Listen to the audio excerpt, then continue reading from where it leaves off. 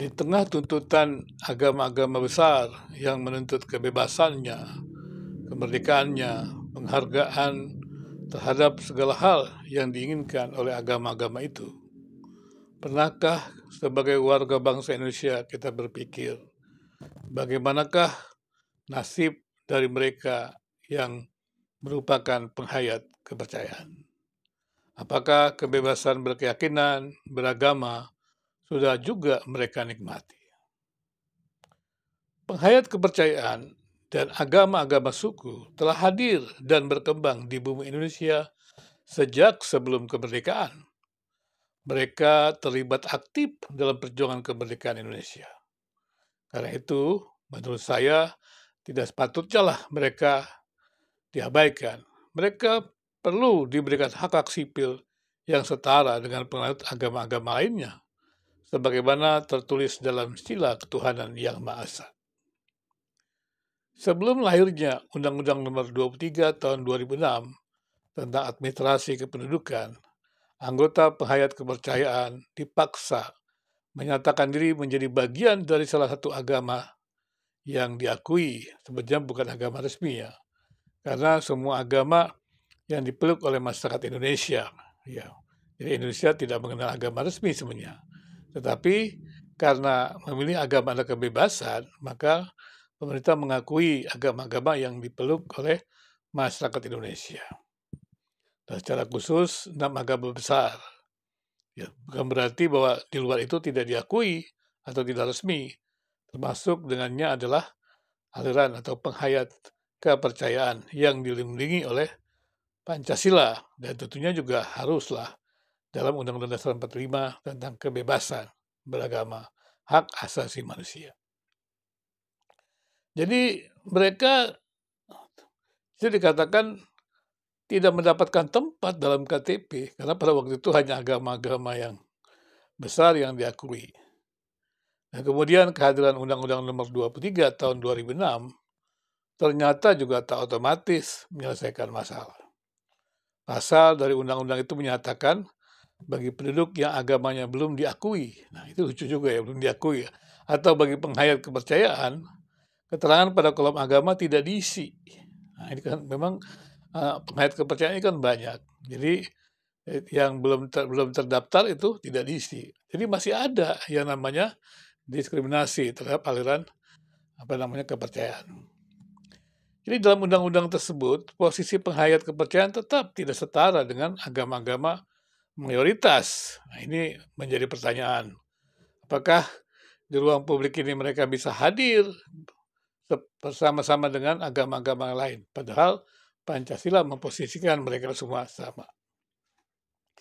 Melihat kondisi yang memprihatinkan tersebut, khususnya yang dialami perempuan adat menganut agama leluhur atau penghayat kepercayaan, maka pantaslah Komnas Perempuan ya ketika mendorong negara untuk mengkaji Undang-Undang Nomor 3 2006 dan segala peraturan di bawahnya agar mengakui, menghormati, dan memelihara agama leluhur atau kepercayaan setara agama-agama mayoritas. Nah, agama-agama mayoritas leluhur, agama-agama kepercayaan ini seringkali dituduh sesat, dituduh bidat, dituduh bukan dari Tuhan. Nah, ini kan menjadi persoalan, padahal sekali lagi Pancasila Ketuhanan Yang Maha Esa mengakui mereka memiliki posisi yang sama. Dalam ayat 2 pasal 29 Undang-Undang Dasar 45 dinyatakan secara tegas bahwa negara menjamin kebebasan setiap warga negara untuk memilih agamanya sendiri dan beribadah menurut agamanya dan kepercayaannya itu. Sayangnya, pasal 29 Undang-Undang Dasar yang memberikan jaminan kebebasan beragama ini tidak dijabarkan secara detail dalam Undang-Undang Kebebasan Beragama. Tapi kita masih bersyukur dengan keluarnya peraturan Presiden tentang moderasi beragama. Karena sebelumnya kita secara khusus terkait agama masih sulit mencari kebijakan publik yang betul-betul menghargai ataupun memberikan hak-hak secara jelas mengenai kebebasan beragama. Sampai saat ini Indonesia belum memiliki undang-undang kebebasan beragama. Saya katakan undang-undang kebebasan beragama yang diharapkan menjadi penjabaran daripada pasal 29 undang-undang itu belum pernah dilahirkan, tetapi ya masih bersyukur ada undang-undang peraturan presiden tentang moderasi beragama. Jadi problematika kebebasan beragama itu terus terjadi, dan mestinya dengan peraturan presiden tentang moderasi beragama harusnya bisa terselesaikan. Tapi sampai saat ini tampaknya belum ada kabar-kabar mengembirakan tentang hal itu.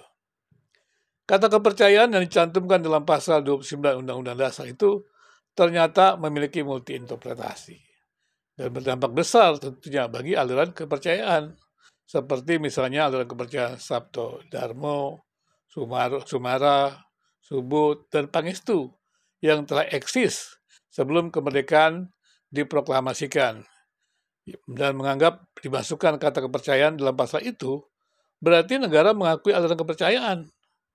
Ya, ada kata kepercayaan gitu ya, setara dengan agama resmi. Jadi aliran kepercayaan itu mestinya setara dengan agama-agama ya yang besar gitu. Mungkin tidak pakai istilah kata resmi, agama-agama besar ya yang diakui, yang dipeluk masyarakat Indonesia. Pasal tersebut memang seharusnya ditafsirkan sebagai pemberian posisi yang setara antara agama dan kepercayaan. Jadi agama dan kepercayaan itu harus setara, kepercayaan itu juga agama, jadi mestinya dia setara dengan agama-agama yang lain.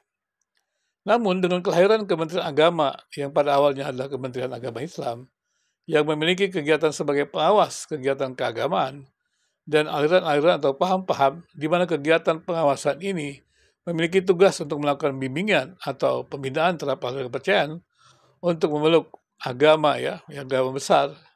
Maka ini kan menjadi persoalan, kenapa diarahkan gitu menjadi memeluk agama-agama yang besar itu. Jadi kata kepercayaan ternyata tidak setara dengan agama-agama resmi atau agama-agama yang dipeluk, agama besar yang dipeluk masyarakat Indonesia. Pemilihan agama dan kepercayaan yang diskriminatif itu mendapat dukungan dari agama-agama besar tentunya, yang menjadikan agama-agama suku, aliran kepercayaan itu ladang misi agama-agama. Jadi kan menjadi pertanyaan, apa betul ya kita bisa mendiskriminasikan sesama warga bangsa seperti itu? Ya. Jadi kita melihat bahwa aliran kepercayaan ya itu sebenarnya sudah ada sejak lama ya. Dan kegiatan-kegiatan mereka juga sebenarnya harusnya tidak memerlukan izin ya, karena memang dalam lingkup mereka sendiri. Pada tahun 1957, para pimpinan BKKI, Badan Kongres Kebatinan Indonesia, pernah mengajukan surat pada Presiden Soekarno yang isinya memohon agar statusnya disetarakan dengan agama-agama yang resmi ya, pada waktu itu agama yang dipeluk oleh masyarakat Indonesia.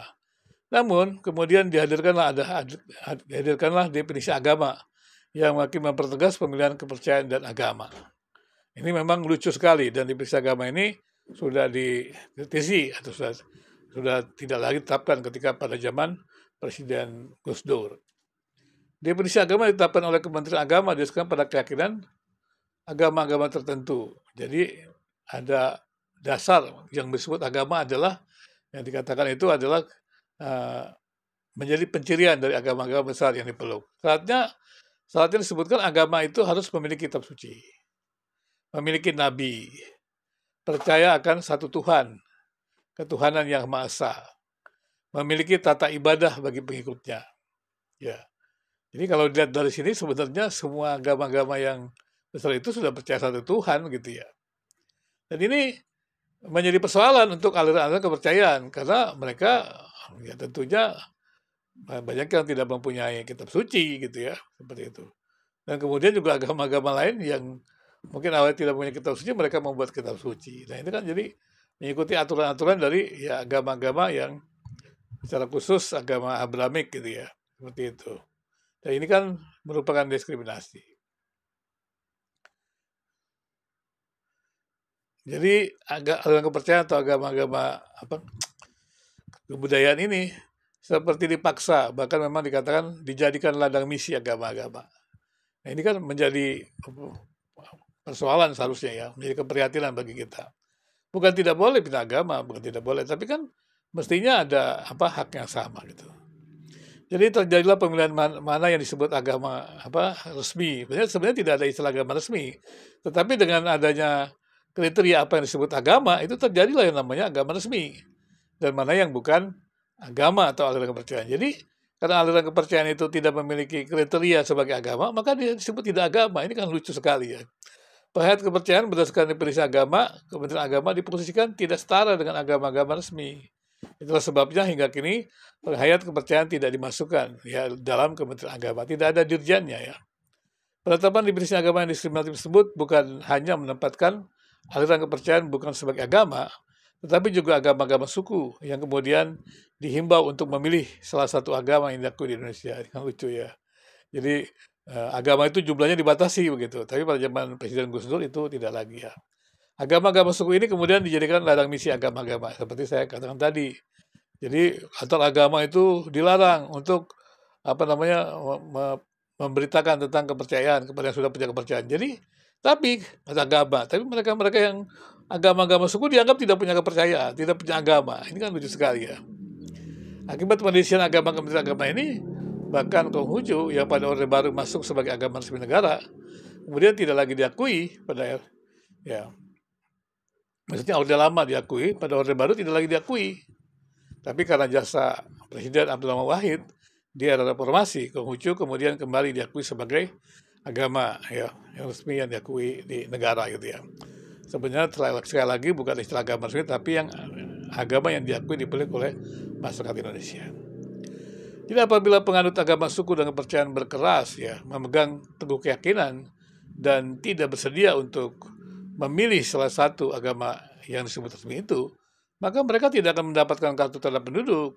Dengan demikian, mereka akan kehilangan hak sipil, yang tidak mendapatkan subsidi pemerintah dan mengalami kesulitan dalam melaksanakan ritual mereka, juga dalam hal penyelenggaraan perkawinan. Kehadiran Undang-Undang Nomor 23 tahun 2006 memang mengizinkan penganut kepercayaan mengosongkan kolam agama. Namun penganut kepercayaan tidak diizinkan untuk mengisi kolam agama itu dengan kepercayaan yang dianutnya. Ya. Nah, maksudnya hanya tertentu. Itu berarti kepercayaan tetap belum disetarakan dengan agama-agama. Kolonialisasi agama yang bersumber pada pendemisian agama yang diskriminatif ini jelas harus segera diakhiri. Penghayat kepercayaan dan penganut agama suku harus diposisikan setara dengan penganut agama resmi. Jalan terbaik adalah dengan mengosongkan kolam agama pada KTP. Dengan penghapusan kolam agama pada KTP, diharapkan tidak ada lagi pemilihan antara agama dan kepercayaan. Dan kepercayaan disetarakan dengan agama, sebagaimana tuntutan dari penghayat kepercayaan. Pernyataan agama dan kepercayaan sekaligus merupakan pengakuan ya terhadap kebebasan hati nurani yang dilindungi oleh konstitusi negeri ini. Jadi di dalam hatinya sebenarnya manusia itu adalah raja, artinya tidak boleh ada orang lain yang menjadi raja atas sesamanya. Artinya dia boleh memilih kepercayaan, boleh memilih agama di dalam kebebasannya. Kebebasan memilih agama dan kepercayaan itu hak dari Tuhan. Karena suara nurani adalah suara Tuhan. Meski tidak mutlak, mengingat keterbatasan manusia, kebebasan hati nurani menjadi hak asasi yang paling mendasar. Dasar bagi kebebasan beragama dan kebebasan berbicara sebagaimana tertuang dalam Deklarasi Universal Hak-Hak Asasi Manusia. Kebebasan hati nurani merupakan kunci kehidupan yang harmonis. Dalam masyarakat, tanpa kebebasan hati nurani, tidak mungkin tercipta ruang publik yang sehat, yang mensyaratkan kerelaan setiap anggota masyarakat ya, untuk saling memberi dan saling menerima terhadap sesamanya. Negara yang sehat tentu saja memerlukan ruang publik yang sehat, yang tampak dari adanya warga bangsa yang memiliki kerelaan untuk membantu sesama warganya. Dan itu bisa diwujudkan di negeri ini jika kepercayaan agama-agama suku diposisikan setara dengan agama-agama resmi. Membiarkan penganut agama suku dan aliran kepercayaan menjadi warga kelas 2 di negeri ini sama saja dengan mengkhianati perjuangan kemerdekaan Indonesia yang dilakukan oleh segenap rakyat Indonesia, termasuk di dalamnya mereka yang menganut agama suku dan aliran kepercayaan. Mereka yang menganut agama suku dan aliran kepercayaan. Karena itu, kolonialisasi terhadap agama suku dan aliran kepercayaan harus segera diakhiri.